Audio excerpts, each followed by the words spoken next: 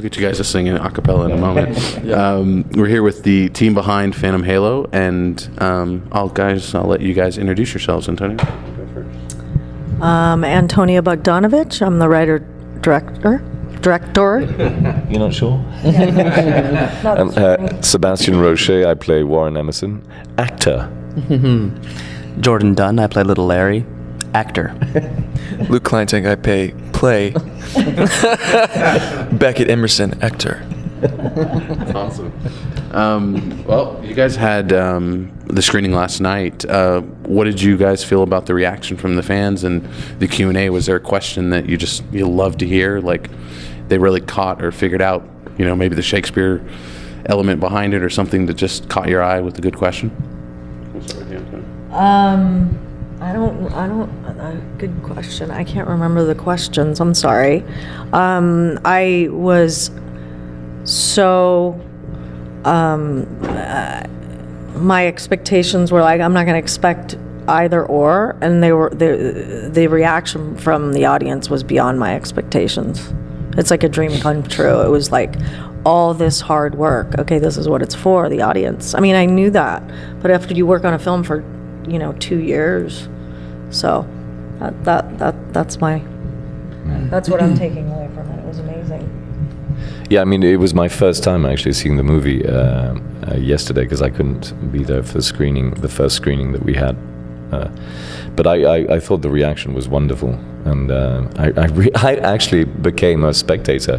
Usually when I watch myself, first time as an actor, it's always very difficult. And I actually became a spectator. I was like, oh, this poor bastard. And but I mean, beyond that, I really, truly loved the film. And I'm actually I really want to see it again, because, I still was watching it as an actor. And but I love the visceral reaction from the audience was really wonderful. Oh, man, people were screaming at the end of it. Yeah, it was really, really, really wonderful. It was really wonderful. It was like being in a play. It was great. I always find it really interesting. Does this mic work? Which mic? Does this work? This is a good mic? Both mics together. That's the best way to do it. You get stereo. I always find it really interesting to see, having seen the film a couple times and then watching it in front of a big audience, seeing what people react to is always so rewarding to me. What people laugh at, what people gasp at or scream at, because it's always so interesting. Because there could be one person in an audience that finds some part that no one else on the planet would ever find funny, and you get a laugh, and it's just a really rewarding experience. And I think last night was a testament to that, because people were reacting at every moment of the film, and it was really, really fun to watch. Yeah, no, it was amazing. I didn't think I was really funny in the film at all, but people were laughing at my performance, and I was like, oh, well, I guess I'm a funny guy. Well, you were in the truth, I think. Yeah.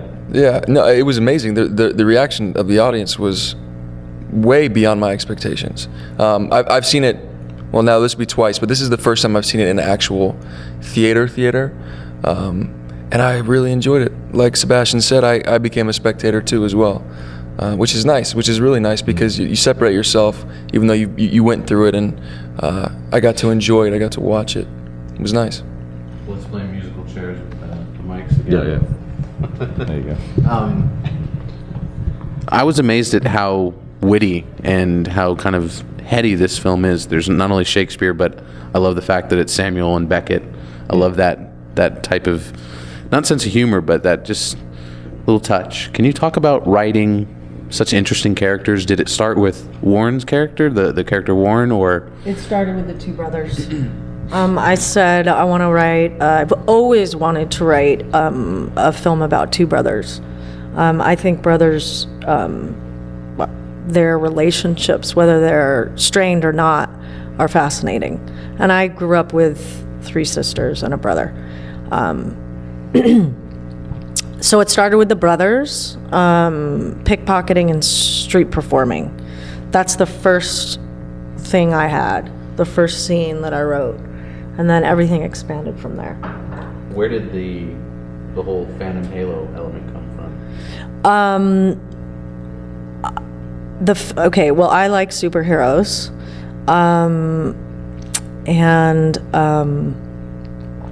and there's this sense that Samuel wants to escape.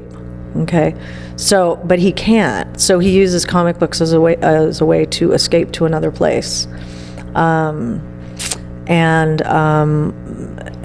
also at the same time, the Shakespeare in my own childhood was the kinds of pieces of literature I was allowed to read, and not so much allowed to read, but if I was interested in something that wasn't that highbrow, it was frowned upon in my family. So you always want to please your parents, and art too, like painting, and film. So, but as a kid, you always like comic books or bad literature or bad movies per se. Some of them are good and some of them are bad. So I wanted to like those movies and have my own opinion, and not have it be, well, you don't know what you're talking about. There was a lot of that in my family. So the comic book was a symbol of that in my own childhood, which was something I was not allowed. His father, he says, you're not allowed to read this shit. Don't bring this shit into my house. Shite, he said shite. Shite, yeah. Was it your character's such a dynamic character because he's been through the shite, if you will, and it's just a hard character, it seems like. Was it fun to play off of these two sons and kind of give them shite the whole time? Yeah, it was really interesting because I think he's gone through that, but he lives in a sort of different. What I loved about the character is that he's evolving in a different reality. He's evolving the typical. When an actor gets lost in being an actor, he can be a very sorry person. You see that sometimes in this business. You see actors who get lost in their actorness, and I felt that this man is someone who's probably a brilliant, a kind of a genius on stage, and sought glory and went to find glory and hit his head hard, with the reality of what the business can be when you go and seek stardom instead of doing what your passion is. I'm going a little deep there, but so for me, it's not giving them shit. It's he's brought up on certain principles, and he wants to. He doesn't know how to navigate it because he's always in this cloud of confusion, of alcohol, of pain. He's pure pain and emotion in a way, and he feels that the only way he can communicate with his children is by. I truly think that he doesn't know that he's abusing them.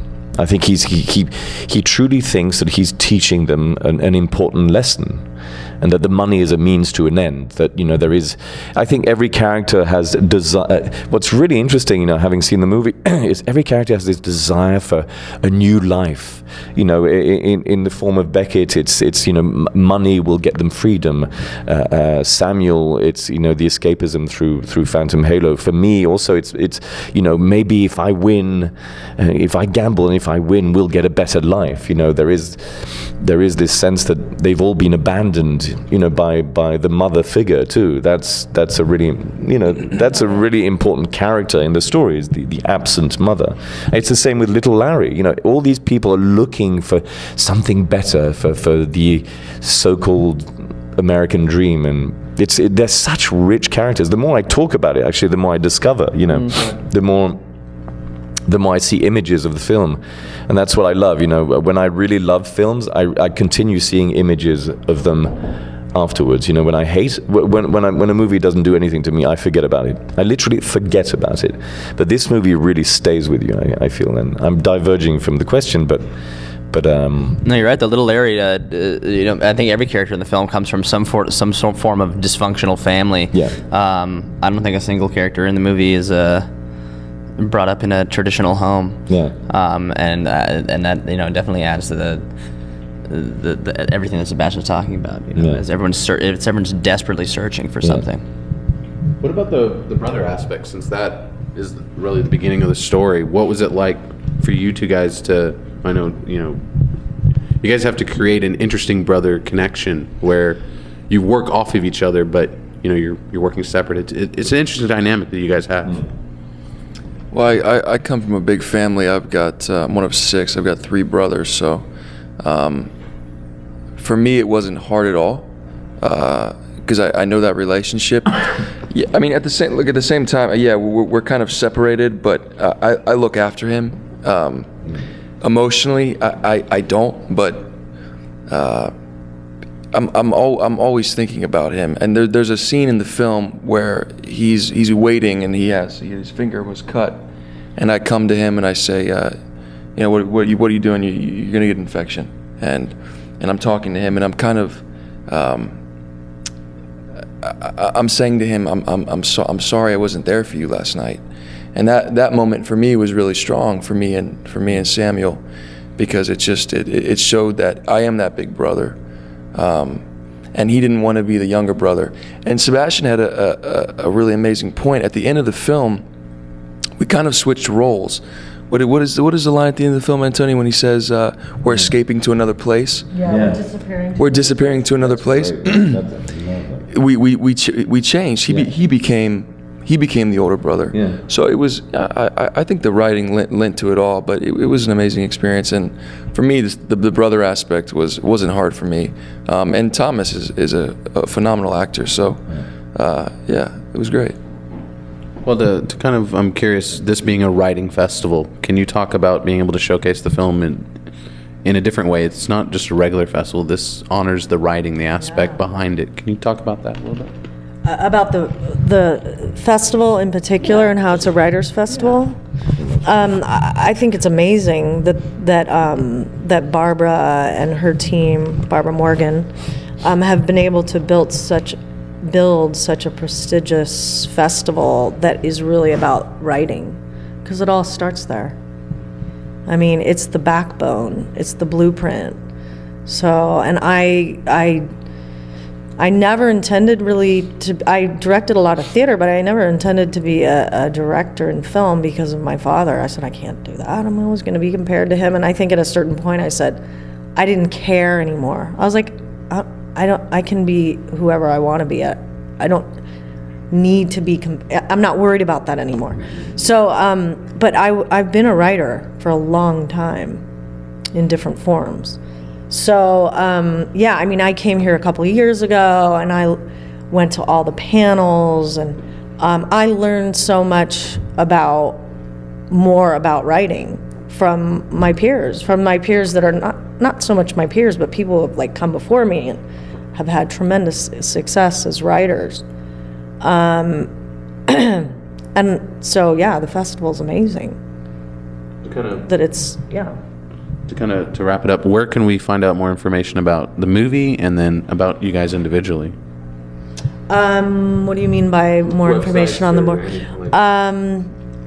Websites. Well, I'm on Twitter, Phantom Halo 2014, because Phantom Halo was taken. At Phantom Halo. Yeah, at Phantom Halo 2014. I have a website, but I haven't had a chance to update it. That would be Station 8 Films, is my film company. I think that's it for now. We're definitely have it's going to be distributed, so we have some prospects already. So that'll be awesome. I don't know when that's going to be because that hasn't been decided, but it'll definitely be next year. Okay, well. Yeah, I mean, we're all on social media, and we're all gonna. I'm trying to raise awareness about the film on social media. I'm at Seb Roche actually on Twitter, at Real Seb Roche on Instagram. I'm the not real. So. Yeah, he's yeah, because there's a fake. No, but I mean, So what are you doing now? I'm doing this TV series on the CW called The Originals, where I play an abusive father again. That's what I'm doing at the moment. So, He's very abusive. I'm a very abusive person. You can see me on Monday, but I really want, I truly want the world to pay attention to this. I really, really would love for people to see this film, because I think it deserves, and it deserves a wide audience. It can really reach, I think, any audience. Well, you've got a mic. I have a mic of some sort. So what was the question? Websites and whatnot? Where to find out more information about you? About me, I have so many websites. Google. No, It's true. You can Google. you can find a lot of my comedy work at waitlistcomedy.com. That's my comedy troupe that I started a long time ago. I had a lot of sketches there. My production company's website is butamisproductions.com. What is it? Butamis, as if they were beautiful, but with an MUS at the end. BEAUTIMUS productions.com. Very good. That's BEA. No. And